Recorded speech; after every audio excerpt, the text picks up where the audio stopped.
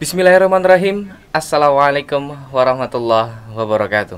Alhamdulillahirrabbilalamin. Assalatu wassalamu ala rasulillah wa ala alihi wa sahbihi wa mawala. Segala puji bagi Allah subhanahu wa ta'ala yang telah memberikan nikmat dan karunia-Nya sehingga kita dapat menyaksikan video pada kesempatan kali ini. Selawat dan salam tidak lupa kita sanjung agungkan kepada baginda besar kita Nabi akhir zaman Nabi Muhammad sallallahu alaihi wasallam. Kembali lagi bersama saya Syarul Fajri di obrolan penuh berkah. Pada kesempatan kali ini kita kedatangan tamu istimewa, yakni Ustadz Sutri Wibowo. Assalamualaikum Ustadz. Waalaikumsalam warahmatullahi wabarakatuh.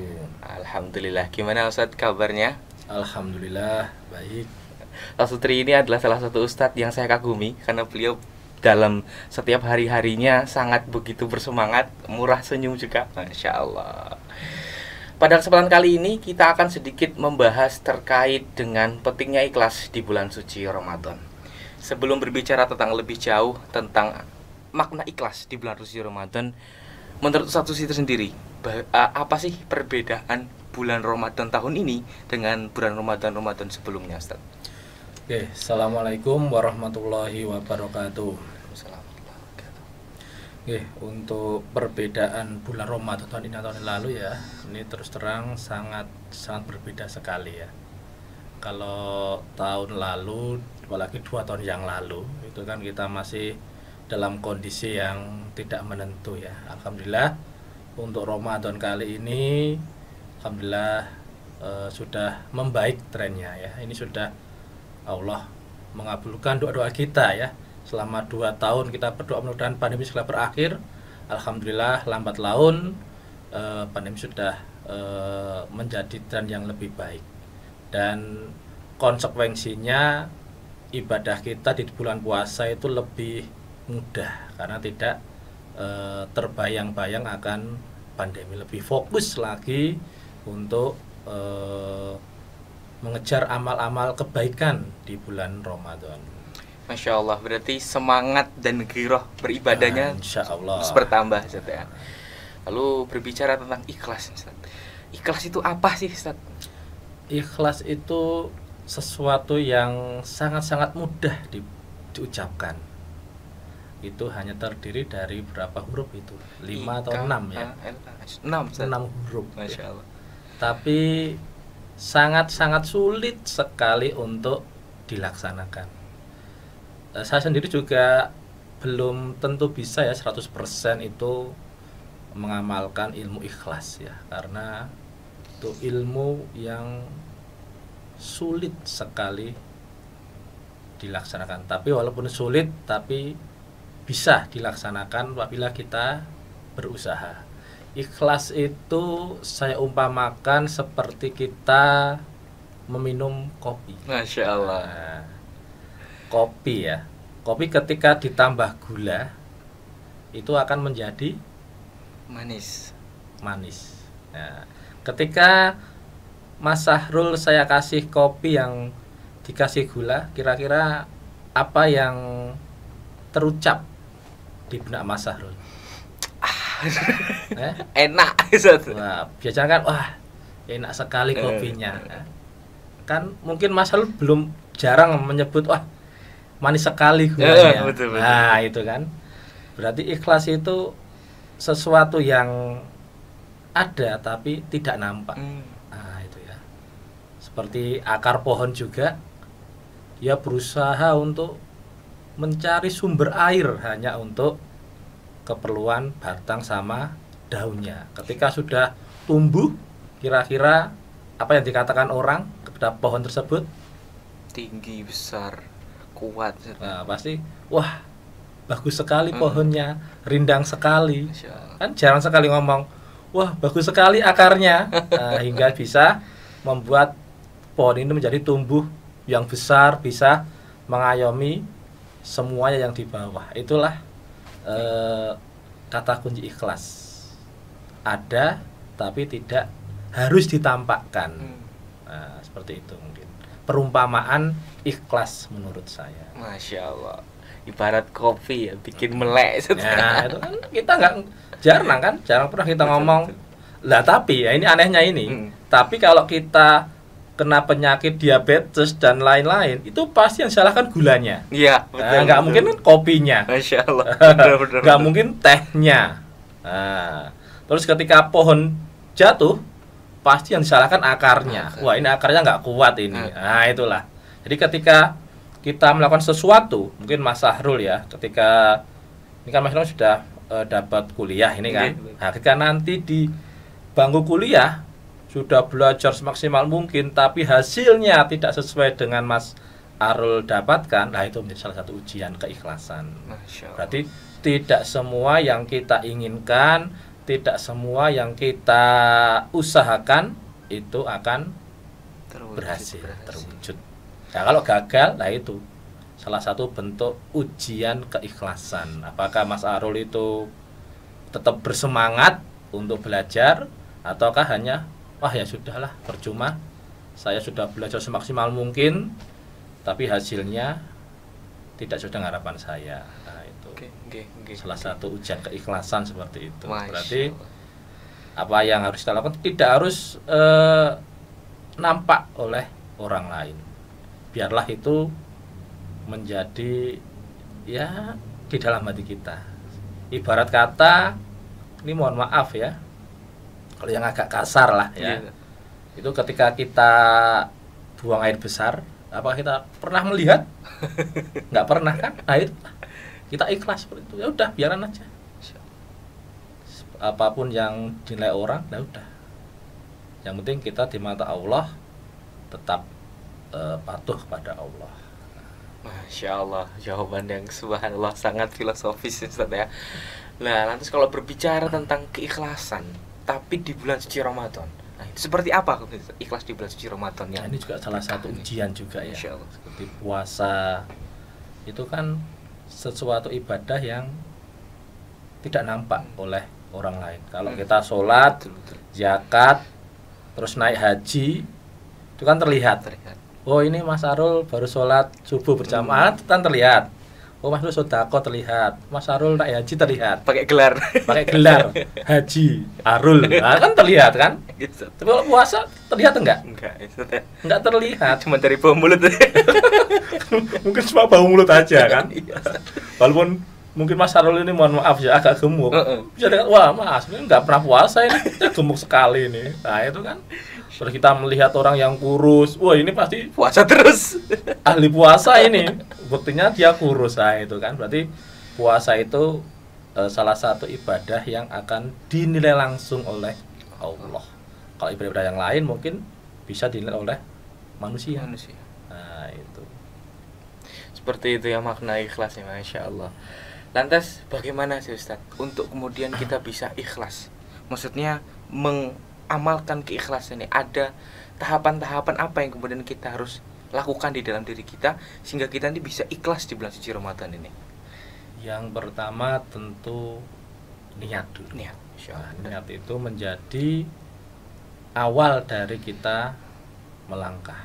Taruh kata mungkin di bulan Ramadan ini ada target-target khusus ya. Seperti saya harus sholat malam dalam selama bulan Ramadan ini 30 hari. Nah, kan kalau sholat malam kan mudah sekali kan.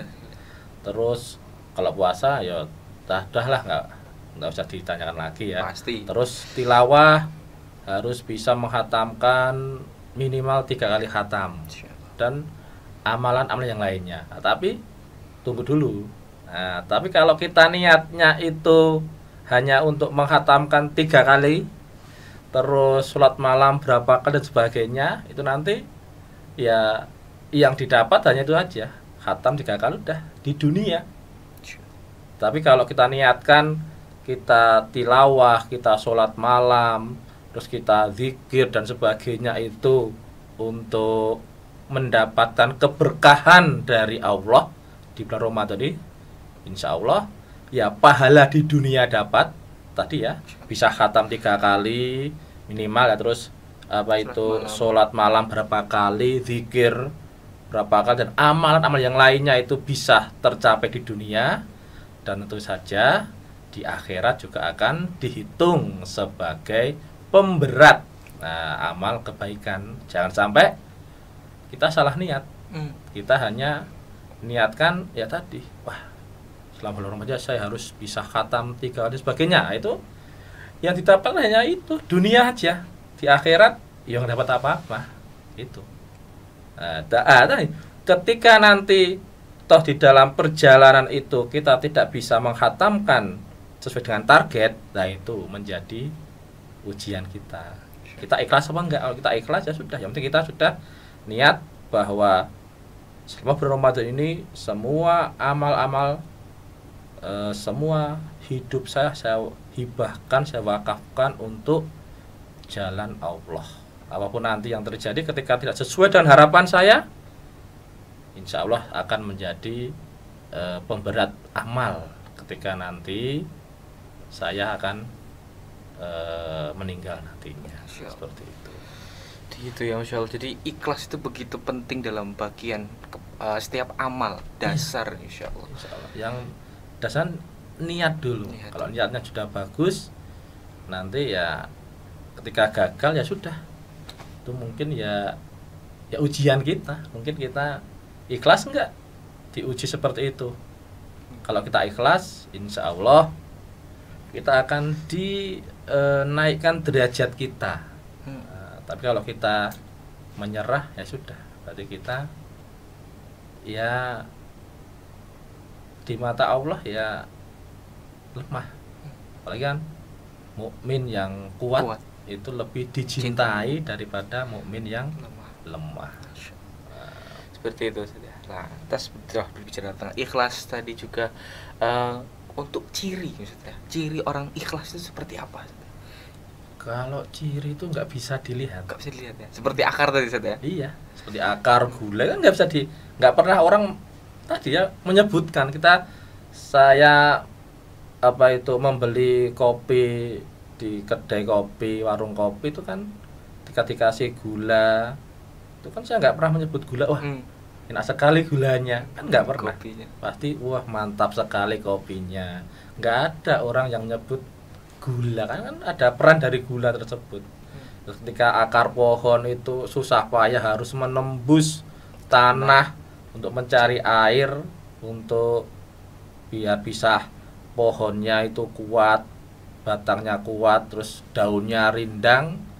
Tapi ketika sudah seperti itu nggak ada yang menyebut peran dari akar tersebut. Tapi ketika musibah datang, ya pasti yang disalahkan gulanya, akarnya. Itu ikhlas itu menurut saya tidak bisa dilihat, tidak bisa nampak, karena itu ya di sini, di hati. Masya Allah. Terakhir ini setelah motivasi untuk para teman-teman yang nonton nih sekarang, motivasi agar senantiasa ikhlas atau nasihat agar senantiasa ikhlas tidak hanya di bulan suci Ramadan saja, tapi di setiap hari-harinya. Intinya setelah, kalau bulan Ramadan kan Allah memberikan semua kemudahan lah. Mulai dari bangun sahur mudah, sholat malam dipermudah, tilawah dipermudah, semua amal dipermudah semuanya. Nah, ini. Nah, nanti ketika sudah selesai Ramadan kita lihat apakah itu bisa bertahan atau enggak, istiqomah apa enggak ya. Nah, tapi kalau bisa istiqomah, nah itu menjadi manusia yang tadi ya bisa mengikhlaskan dirinya ya. Kalaupun nanti di bulan Ramadan ini semua target tidak terpenuhi, nah itu menjadi evaluasi untuk kebaikan kedepannya. Intinya untuk semuanya ikhlas itu tidak bisa dilihat tapi ada. Intinya itu ya. Jadi kalau kita ikhlas ya nggak usah kita sedekah, nggak usah kita gembar-gemborkan, oh saya sedekah ini. Nah itu nggak usah. Itu kan ya merubah malah intinya itu malah mengurangi pahala kita ya. Yang tadinya kita itu sudah ikhlas karena mungkin ada orang lain yang memancing. Nah ini memancing kan godaan setan juga kan. Bahwa setan kan mulai ya sudah bersumpah untuk menggoda kita dari beberapa arah. Nah, ya. Walaupun di bulan Ramadan ini setan sudah dikunci, tapi kan tetap aja kita diganggu. Buktinya tidak semua umat muslim berpuasa. Berarti tergantung diri kita. Apakah kita itu istilahnya itu bisa menahan godaan. Nah, godaan juga membutuhkan keikhlasan juga loh. Iya, sulit loh ya. Betul. Mulai kan bulan Ramadan kan cukup panas banget ini. Kalau Solo, godaan nggak kita bisa tahan, ya itu ya kita bisa terjerumus di kemaksiatan.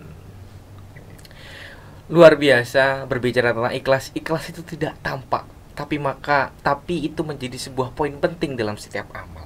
Maka berhati-hatilah dalam beribadah, apalagi hari ini, detik ini, atau bulan ini adalah bulan suci Ramadan. Harus kita manfaatkan dengan baik. Bisa jadi Ramadan ini adalah Ramadan terakhir bagi kita semua. Demikian, saya Syarul Fajri dan Ustadz Sutri mohon pamit undur diri. Mohon maaf bila ada salah kata. Sampai jumpa di obrolan penuh berkah. Wassalamualaikum warahmatullahi wabarakatuh.